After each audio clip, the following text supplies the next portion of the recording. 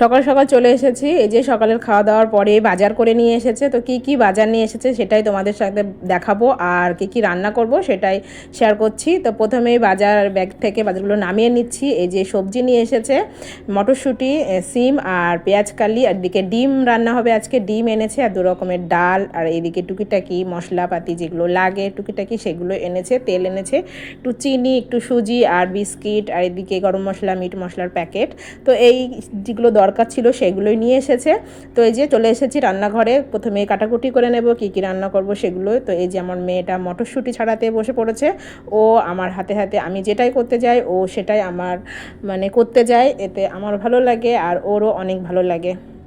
তো এই যে মটরশুঁটিগুলো ও সবগুলোই ছাড়িয়ে নিয়েছিল, সেখান থেকে আমি কিছুটা নিয়ে আজকে ভাজি করব পেঁয়াজকালি আর আলুর সঙ্গে।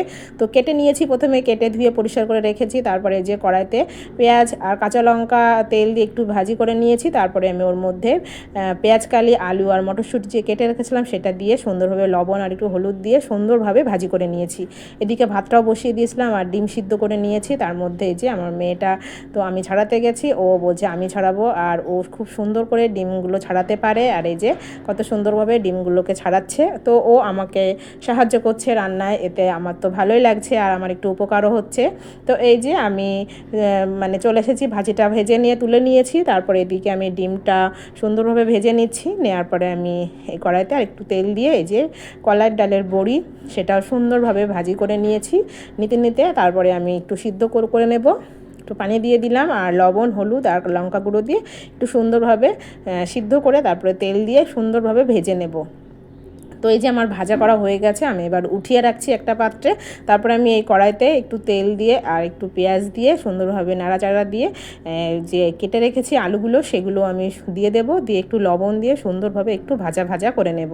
তো আমার আলুটা সুন্দরভাবে ভাজা ভাজা করা হয়ে গেলে আমি এর মধ্যে এক একে মশলাগুলো দিয়ে দেব। গুঁড়ো মশলা যেমন লবণ তো দিয়েছিলাম, তার মধ্যে একটু লবণও অল্প করে দিয়ে দিলাম, হলুদ গুঁড়ো আর লঙ্কা গুঁড়ো, আর এদিকে যে মশলাটা বেটে রেখেছি সেটাও দিয়ে দিয়েছি। জিরে বাটা আর আদা আর একটু রসুন একসঙ্গে করে বেটে নিয়েছি। নিয়ে আমি একটুখানি পানি দিয়ে সুন্দরভাবে কষিয়ে নেব, যেহেতু মশলাটা পুড়ে না যায় তার জন্য। তারপরে আমি একটা টমেটো কেটে দিয়ে দিলাম, দেওয়ার পরে সুন্দরভাবে কষিয়ে নেব। তার মধ্যে আমি এবার বড়িগুলো যে ভেজে রেখেছিলাম সেগুলো দিয়ে দিলাম, দিয়ে একটুখানি তেল দিয়ে সুন্দরভাবে ভাজি ভাজি করে নিচ্ছি, কষিয়ে নিচ্ছি। আর এর মধ্যে আমার মাছ ছিল 4 পিস, সেটাও রান্না করা হয়ে গেছে। তো তারপরে আমি কষিয়ে নিয়ে আমি ঝোল দিয়ে দেব। এই যে আমার কষানো হয়ে গেছে, এবার আমি ঝোলটা দিয়ে দিলাম।